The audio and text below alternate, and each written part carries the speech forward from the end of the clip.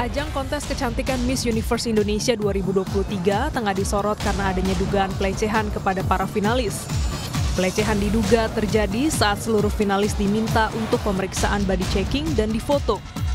Menurut pelapor, tidak ada aturan, baik SOP maupun jadwal untuk melakukan body checking dalam rangkaian kegiatan Miss Universe Indonesia, melainkan hanya fitting atau pengukuran badan untuk busana. Jadi body checking ini tidak pernah ada di rundown acara.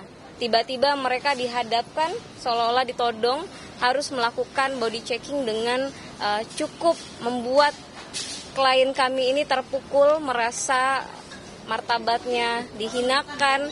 Ajang kompetisi yang seharusnya meninggikan value manusia ya, meninggikan value perempuan terutama, tetapi justru diperlakukan seperti objek ya.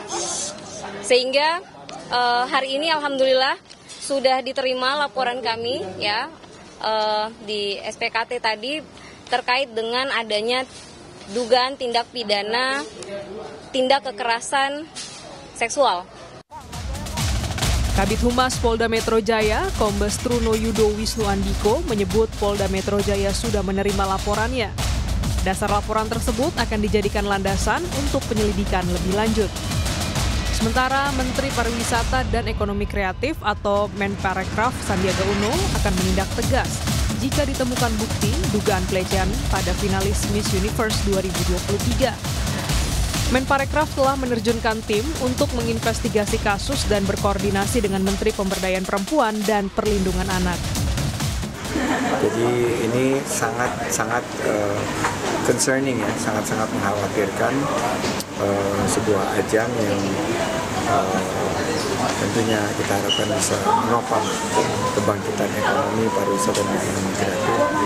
Tapi kita jangan suzon dulu, kita tunggu laporan lengkapnya seperti apa dan kami akan berkoordinasi. Tapi seandainya jika ada tindakan yang di luar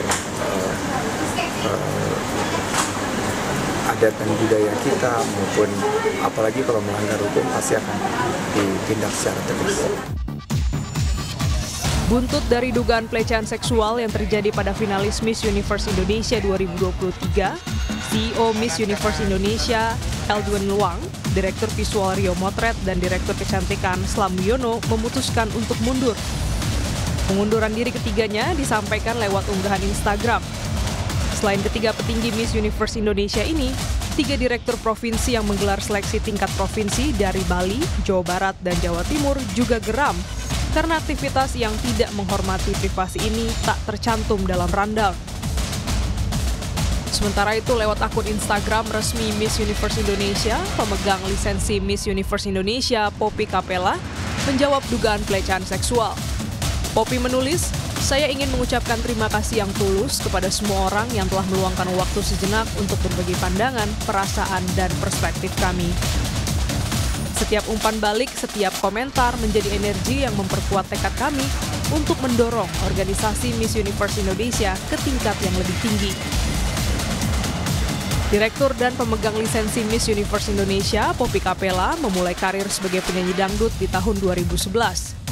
Ia kemudian mendirikan perusahaan Capella Swastika Karya yang mengantongi lisensi Miss Universe Indonesia pada Februari 2023. Poppy juga memegang lisensi Miss Universe Malaysia. Sebelumnya, selama bertahun-tahun, lisensi ajang Miss Universe Indonesia dipegang oleh Yayasan Putri Indonesia. Tim Liputan, Kompas TV.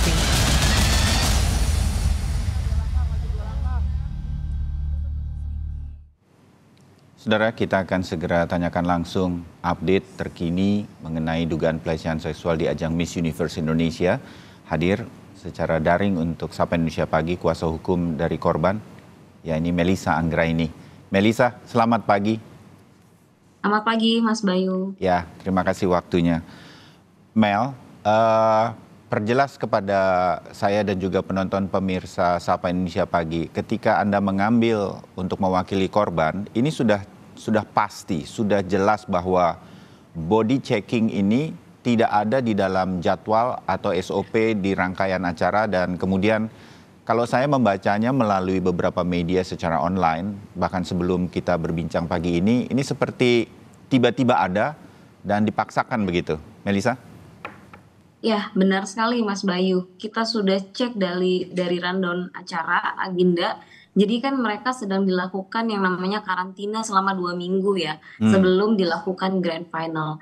Nah, 2 hari menjelang grand final diselenggarakan, dilakukanlah yang namanya body checking ini, sementara tidak pernah terinformasikan sama sekali kepada para peserta, terutama yang korban yang sudah menyampaikan kepada kami terkait adanya body checking. Bahkan sampai mereka turun, ini kan dilakukannya di ballroom nih, Mas Bayu. hmm. Di ballroom sebuah hotel dan hanya disekat seadanya menggunakan banner, Oh, menggunakan oh, jadi bukan di penutup sebuah ruangan tertutup bahkan, begitu? bukan di mana di ballroom Oh, itu kita tahu ada CCTV dan orang bisa lalu lalang karena masih ada celahnya dari dalam kalau mereka sedang diperiksa itu di luar siapa yang mondar-mandir mereka masih bisa ngelihat. hmm, Mungkin dari luar ke dalam juga seperti itu ya. Dan ditambah lagi di dalam ruangan itu ada beberapa orang laki-laki yang berbeda jenis kelamin tentunya. Ini kan sudah sangat-sangat melanggar hak privasi mereka hmm. ditambah lagi sebagai seorang perempuan saya rasa laki-laki aja kalau di dalam sana ada perempuan juga risih ya, Ya, apalagi perempuan dengan konteks mereka taunya mau fitting, tetapi dilaksanakan body checking. Nah ya, ini tentu membuat mereka merasa tertekan, tapi ini dilakukan 2 hari menjelang grand final. Ini tanda tanya juga di kepala besar kami ini Mas ya. Bayu, ada Walaupun apa nih Mel, untuk walaupun apa? Mel katanya di dalam sebuah kontes kecantikan seperti ini, body checking itu memang wajar dilakukan, tetapi mungkin harus proper atau dilakukan dengan benar begitu. Mengenai ini? Iya, iya, kami juga mendengar bahwa dalam dunia kecantikan common dilakukan, tetapi yang pertama yang dicek ini kan adalah tubuh seseorang, tidak bisa Hmm, easy peasy begitu mereka memeriksa. Tentu harus ada concern dulu ya dari yang ya, mau dilakukan body checking, pemberitahuan sehingga mereka bisa mempersiapkan. Dan sepemahaman kami tidak juga sampai di mohon maaf ditelanjangi seperti itu gitu.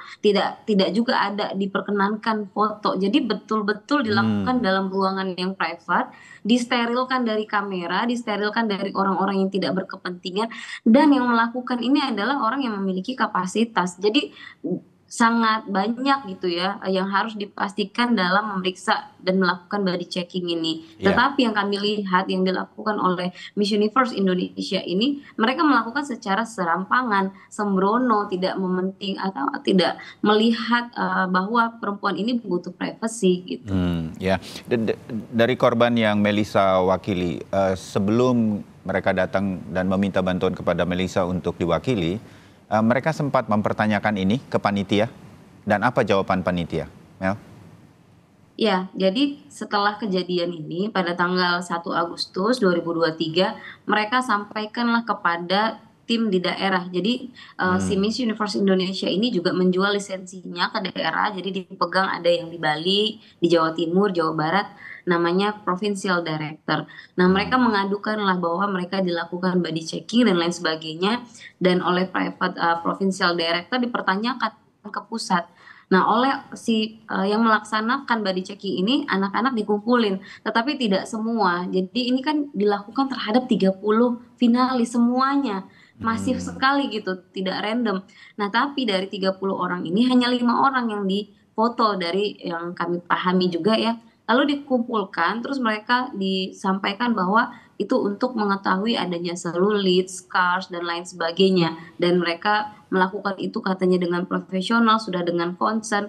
Lagi-lagi itu justru mempertontonkan bahwa even katanya hmm, sudah dihapus gitu ya. ya, Klarifikasi itu 2 jam setelah diambil foto loh Mas Bayu. 2 jam itu kita bisa bayangkan udah bisa kemana aja tuh foto. Itu ya, yang pertama. Yang kedua, kecemasan teman-teman ini terkait dengan CCTV itu. Nah, kemudian hmm, apakah benar di dalam proses itu mereka tidak apa ya? Ini kan di antara para kontestan aja ada yang sekalian 2, sekalian 3 diperiksa. Itu kan udah hmm. sama sekali nggak ada privasinya. Nah, sehingga mereka juga mempertanyakan bagaimana proses ini sebenarnya itu layak dilakukan atau enggak. Jadi kontestan ini juga masih dalam proses bertanya-tanya, seperti Hmm. itu. Oh, oke. Makin terbayang bagi kita semua dari penjelasan Melissa yang saya meyakini ini adalah penjelasan dari para korban. Mel, kita juga tahu bahwa kalau ada korban yang lain kemudian mereka bisa melapor dan bersama-sama untuk memperjelas masalah ini.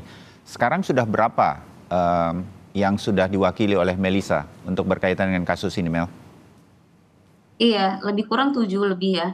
Tapi sekali lagi mungkin sebagai informasi, teman-teman ini tidak seluruhnya di Jakarta ya. Oh, Masih oke. ada yang di luar kota. Jadi dalam waktu dekat ini mereka akan bertemu langsung, tetapi mereka sudah memberikan keterangan baik dalam rekaman suara, kemudian kita berkomunikasi, mereka juga sudah melampirkan identitas, minta untuk didampingi, dan di kepolisian kami mewakili korban ini sebagai pelapor. Nanti korban-korban bisa terus berkembang karena setiap hari juga ada yang menghubungi, Mbak, saya mau ikut speak up, saya mau membuka ini. Jadi setiap hari masih terus berkembang. Dan hari ini Mas Bayu, saya Ya. juga sudah dipanggil ke Polda untuk memberikan keterangan. Mengingat korban ini kan banyak ya, beberapa orang, lebih dari 1 dan 2 orang. Dan keterangan mereka ini berbeda-beda. Jadi ini akan dimulai dalam waktu dekat setelah hari ini untuk pemeriksaan para saksi dulu, para korban. Seperti itu. Oh, jadi hari ini sudah mulai akan ada pemeriksaan diwakili oleh Melissa dan mungkin nanti ada beberapa korban yang juga akan ikut. Oke. Benar, dan hari ini Ya. informasi juga nih Mas Bayu, kami sudah berkomunikasi dengan Kementerian Perempuan ya. Hari ini juga saya juga korban akan bertemu dengan Ibu Menteri untuk menyampaikan keluhan apa yang mereka sampaikan, yang mereka alami terkait dengan sexual harassment. Ya, pada intinya Melissa, para korban yang Melissa wakili ini concernnya itu apa yang kemudian ini akan dibawa baik ke Kementerian Perempuan dan juga ke kepolisian dalam pemeriksaan yang akan mulai berlangsung hari ini, Melissa? Iya, tentu terkait fakta apa yang mereka alami bahwa kejadian body checking seperti yang saya sampaikan tadi itu benar-benar terjadi. Kemudian ada beban moral daripada korban terkait dengan sexual harassment. Mereka bolak-balik disampaikan seorang Miss Universe harus speak up, harus menentang yang namanya sexual harassment, harus mengedepankan terkait banyak sekali nilai-nilai yang mereka pelajari. Tetapi ketika mereka mengalami itu jadi pergolakan batin yang luar biasa. Gitu. Itu yang mereka ingin sampaikan nanti, bahwa mereka harus memulai dari diri mereka sendiri, menyampaikan apa saja yang dilanggar dari hak-hak dasar mereka sebagai perempuan. Iya, dan saya rasa juga butuh penjelasan rinci dari panitia penyelenggara. Ini sebetulnya seperti apa dan bagaimana? Kenapa kemudian body checking yang kalau ya harus dilakukan secara proper, betul-betul tidak boleh di depan umum, saya bilang begitu, di tempat yang betul-betul sangat terbatas, kenapa bisa dilakukan seperti ini? Nah, mungkin itu juga ditunggu penjelasannya. Melissa, satu lagi yang kemudian saya juga mengikuti dan butuh konfirmasi dari Melissa. Beberapa pimpinan dari perusahaan yang menyelenggarakan Miss Universe ini mundur dan beberapa katanya juga diwakili oleh Melissa, terutama Direktur Visual Rio Motret. Benar, Mel? Kalau saya mewakili tentu tidak benar. Oh, yang persisnya seperti apa kalau begitu?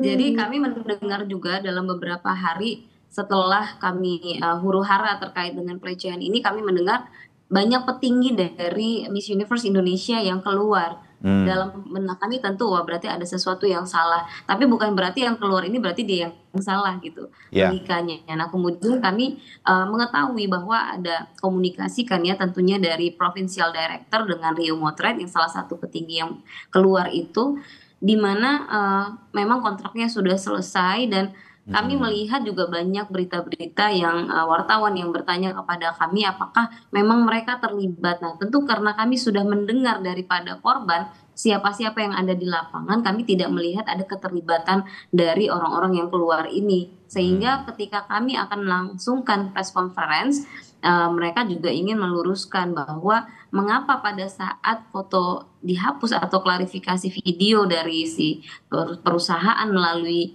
COO-nya yang sebagai orang yang melakukan body checking mereka ada, itu memang ada beberapa permintaan langsung dari Provincial Director untuk mereka, karena selama ini dari Provincial Director Mbak Seli, Mbak Rizky itu bisa berkomunikasinya setelah diserahkan ke pusat hanya dengan orang-orang ini, hanya dengan Korio, dengan Ko Eldun. Ketika komplain juga mereka yang langsung menanggapi, karena kan minta tolong dong anak-anak foto dicek, karena pada khawatir semua takutnya beredar dan lain sebagainya. Oh, Begitu. oke. Apakah Tapi saya tidak mendampingi sih. Ya, jadi Melissa confirm pagi hari ini bahwa hanya mendampingi para korban yang sampai sekarang Ya. kurang lebih ada 7 korban dan mungkin saja bertambah. Mel, sedikit lagi bahwa dengan ada mundurnya para petinggi seperti ini dari pihak Melissa karena akan mendampingi korban, ada rencana bisa bertemu dengan para petinggi ini untuk memperjelas kasus ini dari sisi yang mungkin diperlukan untuk mendampingi para korban secara hukum, Melissa. Terhadap yang sudah keluar atau yang masih berada di MUID? Yang terhadap yang sudah keluar terutama karena ingin tahu iya. begitu seperti apa sebenarnya dan mungkin mereka keluar juga karena ketidaksukaan karena proses ini terjadi. Itu dugaan saya, Melissa. Iya. Tadinya saya juga berasumsi seperti itu dan ternyata benar setelah saya bertemu karena kan mereka ingin mengklarifikasi. Mereka seolah-olah di framing mereka adalah yang bersalah. Sementara kan mereka berhubungan baik ya dengan provincial director. Justru mereka yang diminta perusahaan waktu itu untuk menawarkan lisensi mau dijual nih, tolong dong cariin ada yang mau beli nggak, kira-kira begitu. Jadi ada beban moral. Dan mereka sampaikan kami tidak terlibat dalam terkait dengan pemotretan, terkait dengan body checking. Bahkan mantan CEO yang kemarin keluar ini juga menyampaikan, sepengetahuan saya tidak pernah ada di dalam agenda. Itu membuat kami semakin jelas bahwa ada hal-hal yang tidak seluruh orang-orang di dalam MUID ini memahami agendanya. Bahkan berubah-ubah ya agenda itu, kurang proper atau bisa dilihat mereka ini karena memang baru pertama kali nih mereka menyelenggarakan ajang kecantikan di bawah naungan Miss Universe ini baru tahun pertama. Karena sebelumnya kan di yayasan yang sebelumnya begitu Mas. Ya, oke. Ini ada penyelenggara baru begitu. Mudah-mudahan makin jelas, makin terbayang dan kemudian semua hak-hak dari para korban yang didampingi Melissa bisa terjawab dengan baik semua sesuai hukum yang berlaku. Mel, sedikit saja terakhir. Hari ini pemeriksaan akan berlangsung di Polda Metro Jaya jam berapa? Planningnya 1 jam lagi. Oh, 1 jam lagi. Oke, mudah-mudahan Melissa sempat untuk menuju ke Polda Metro Jaya. Dari kami di Sapa Indonesia Pagi, mudah-mudahan semua ini bisa jelas. Selamat bertugas Melissa, terima kasih untuk waktunya. Kita bertemu lagi di update nanti untuk kasus ini. Selamat pagi.